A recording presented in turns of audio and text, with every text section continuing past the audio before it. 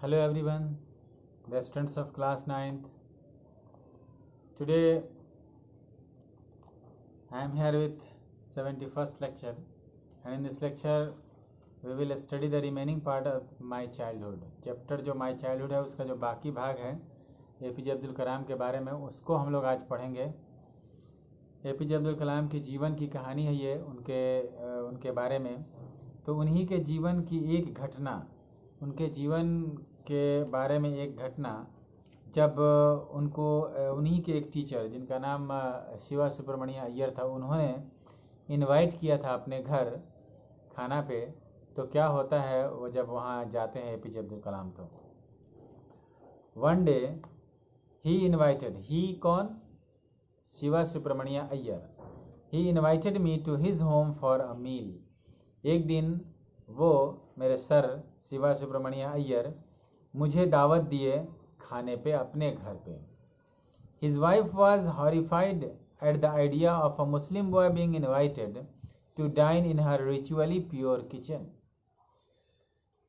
और उनकी जो पत्नी थी वो भयभीत हो गई, उनकी पत्नी एकदम भयभीत हो गई इस आइडिया से कि एक मुस्लिम लड़का को इनवाइट किया गया है खाना खाने के लिए, जो परंपरागत ढंग से उस पवित्र किचन में, उनके हिसाब से जो वो किचन था वो पवित्र किचन था उनका, तो उसमें जो है वो इनवाइट किया गया है और खाना खाने के लिए इनवाइट किया गया है।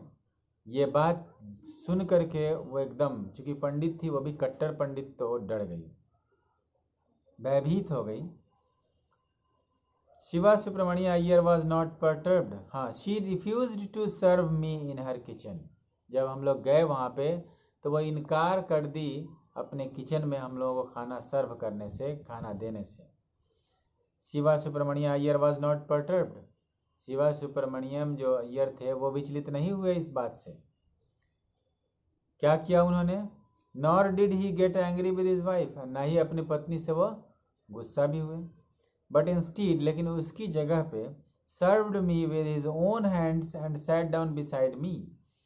वो मुझे अपनी हाथों से खाना परोसे और मेरे बगल में बैठ गए, टू ईट हिज मील, अपना भोजन करने के लिए। यानी वो पत्नी के बात से न गुस्सा हुए न परेशान हुए, बल्कि उसकी जगह पे खुद वो खाना लेकर के आ गए और मेरे बगल में बैठ के हमें भी दिया और खुद भी खाने लगे। His wife watched us from behind the kitchen door. उनकी जो पत्नी थी हम लोगों को किचन के दरवाजे के पीछे से देख रही थी। I wondered whether she had observed my difference in the way I ate rice. मैंने आश्चर्य किया कि शायद वो जो देख रही थी, ऑब्जर्व कर रही थी मुझे डिफरेंट तरीके से खाना खाते हुए, जब मैं चावल खा रहा था तो ड्रैंक वाटर, और जब मैं पानी पी रहा था, और cleaned the floor after the meal, और जब खाना खाने के बाद जब मैंने अपना फर्श साफ किया, इस बात को वो देख रही थी, इस बात को वो वॉच कर रही थी। When I was leaving his house, Subramania Iyer invited me to join him for dinner again the next weekend. जब मैं छोड़ रहा था उनका घर तो श्री शिवा सुब्रमण्य अय्यर मुझे फिर दावत दे दिए अगले हफ्ते उनके साथ खाना खाने के लिए। ऑब्जर्विंग माई हेजिटेशन, मेरे हिचक को ऑब्जर्व करते हुए, he told me not to get upset. वो शिवा सुब्रमण्य अय्यर मुझे बोले कि आप अपसेट मत होइए, परेशान मत हो। सेइंग, ये कहते हुए कि once you decide to change the system such problems have to be confronted. एक बार जब आप सिस्टम को बदलने चलते हैं, बदलने का फैसला करते हैं, तो इस तरह के प्रॉब्लम्स से आपको सामना करना पड़ेगा, ये आपको आएगी बाधाएं रास्ते में। Then When I visited his house the next week, जब मैं अगले हफ्ते फिर से विजिट किया उनके घर, Shiva Subramania Iyer's wife took me inside her kitchen. Shiva Subramania Iyer की पत्नी मुझे ले गई किचन के अंदर, and served me food with her own hands, और खाना परोसा मुझे वो अपनी हाथों से। यानी जब दोबारा मैं गया वहाँ पे खाना खाने के लिए तो शायद वो मेरे खाने के और पीने के तरीके और फर्श को साफ़ करने के तरीके को ऑब्जर्व करके उसको लगा कि ये he is eating in a better way, साफ़ सुथरे ढंग से खाना खा रहा है, तो अगले हफ्ते वो खुद अपने किचन में मुझे बुला के ले गई और अपनी हाथों से मुझे खाना खिलाई। तो ये उनके जीवन का एक घटना था। फिर उसके बाद then the second world war was over and India's freedom was imminent. तब सेकेंड वर्ल्ड वार यानी द्वितीय विश्व युद्ध खत्म हो चुका था और भारत की आज़ादी एकदम शीघ्र ही होने वाली थी, मिलने वाली थी। Indians will build their own India declare Gandhi ji ने यह डिक्लेयर किया कि भारतीय अपना भारत खुद बनाएगा। The whole country was filled with an unprecedented optimism. पूरा का पूरा देश भरा हुआ था एक अभूतपूर्व आशावादिता से। सब लोग आशावादी थे कि हमारा देश में अब अच्छा होगा। I asked my father's permission to leave Rameswaram.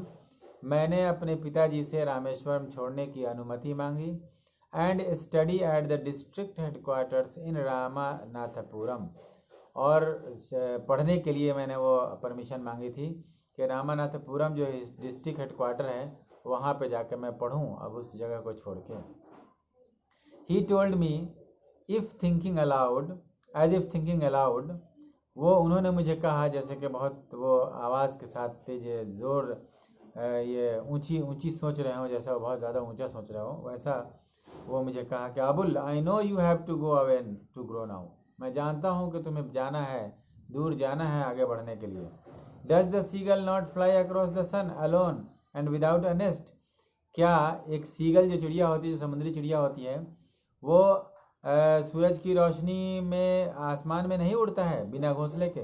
Seagull कभी घोंसला नहीं बनाती है, वो लोग सीधे चट्टानों पे रहते हैं, तो क्या वो नहीं उड़ती है? He quoted Khalil Gibran to my hesitant mother. और मेरी जो माँ जो बड़ी हिचक रही थी मुझे बाहर भेजने के लिए, उनकी तरफ मुखातिब होते हुए उन्होंने खलील जिब्रान एक बहुत बड़े राइटर है उनके लाइन्स को कोट किया। क्या कहा? Your children are not your children. तुम्हारे बच्चे नहीं हैं। They are the sons and daughters of life longing for itself. ये जो बच्चे हैं ना, ये बेटे हैं, पुत्र और पुत्रियां हैं जीवन के अपने तरीके से जीने की इच्छा के, यानी वो अपने तरीके से जिएंगे, वो अपने तरीका है उनका अपना जीने का, उसके भी बाल बच्चे हैं ये। They come through you but not from you. ये तुम्हारे जरिए से आए हैं लेकिन तुम में से नहीं आए हैं, इसको भेजने वाला कोई और है। You may give them your love but not your thoughts. तुम अपना प्यार दे सकती हो इन बच्चों को लेकिन अपना विचार नहीं दे सकती हो, तुम अपनी सोच इन पर नहीं थोप सकती हो। वो जैसा सोचेंगे वैसा करना पड़ेगा तुमको। हो सकता है कि उनकी माँ ने रोका हो उसे बाहर भेजने के लिए, तो ये बात उन्होंने सुना दिया, खलील जिब्रान के थ्रू से कोट कर दिया। For they have their own thoughts, क्योंकि उनकी अपनी सोच है, इन बच्चों की अपनी सोच है, वो अपने सोच से आगे बढ़ेंगे। अगर उस दिन उनकी माँ या उनके पिताजी अगर रोक लिए होते तो हमें एपीजे अब्दुल कलाम की शक्ल में मिसाइल मैन नहीं मिलते, उनकी शक्ल में एक राष्ट्रपति नहीं मिलते। तो ये चीज़ थी। आज हम लोग का ये चैप्टर ख़त्म होता है। हम लोग अगले क्लास में फिर दूसरा चैप्टर देखेंगे। आप लोग वर्ड मीनिंग याद कर लीजिएगा इसका, और इसमें से जो इनसाइड क्वेश्चन है वो बना लीजिएगा। So that's all for today. Have a nice day.